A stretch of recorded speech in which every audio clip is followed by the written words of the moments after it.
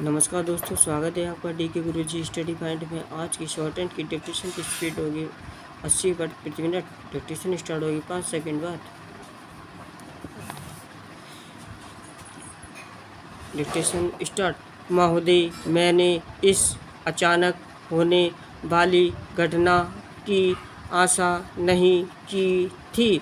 हमने हर विषय पर राष्ट्रीय सहमति प्राप्त करने की चेष्टा की थी, जो हमें मिली भी और आमतौर पर दी भी गई। अचानक ही हमें एक तनावपूर्ण स्थिति का सामना करना पड़ रहा है। यह स्थिति न केवल हमारे देश के लिए बल्कि हमारे देश की जनता के लिए भी तनावपूर्ण है। विदेशों में अपने देश की छवि को लेकर ही मैं अधिक चिंतित हूँ।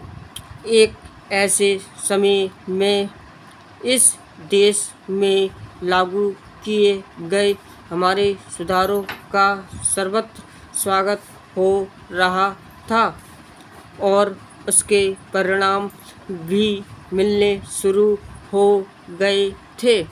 देश में हमारी आर्थिक आधारिक संरचना या इंफ्रास्ट्रक्चर में तेज गति से पूंजी लगनी शुरू हो गई थी, जो गति पिछले कई वर्षों की गति से 14 से 15 गुनी अधिक थी।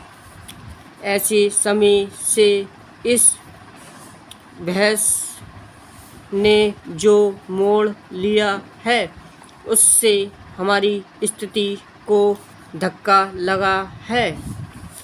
इससे हमें जो क्षति हुई है उसे ठीक कर पाने में अब समय लगेगा। पैराग्राफ। सरकार द्वारा पदभार संभालने के 3 या 4 दिन बाद 26 या 27 जून को मैंने प्रतिपक्षी दलों के नेताओं की एक बैठक बुलाई थी। हमने वित्त मंत्री ने पूरी स्थिति उनके समक्ष रख दी थी।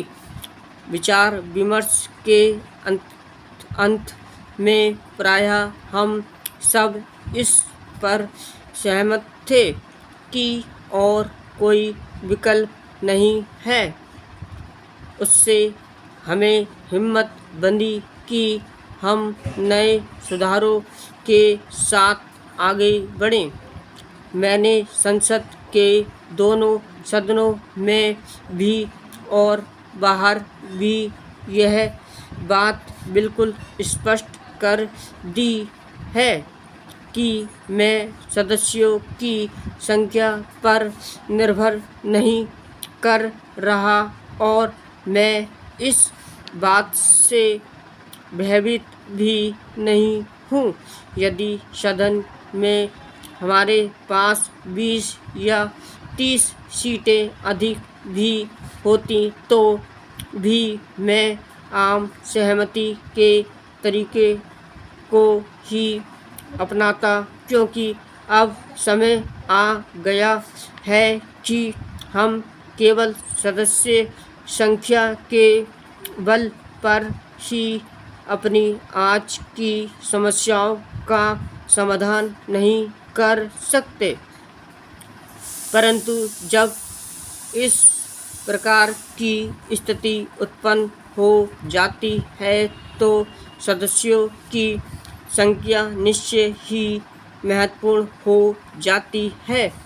मैंने कभी नहीं सोचा था कि ऐसा स्थिति आएगी। पैराग्राफ। एक चीज़ होती है राजनीतिक अधीरता, जो शायद हमारी विचार शक्ति का एक अंग बन चुकी है। इसलिए मेरी पूरी कोशिशों के बावजूद यह अधीरता बेहद बढ़ गई और हम आज यह दृश्य देख रहे हैं। Full stop. अगर आपको डिक्टेशन पसंद आई हो तो सब्सक्राइब और लाइक करिए। धन्यवाद।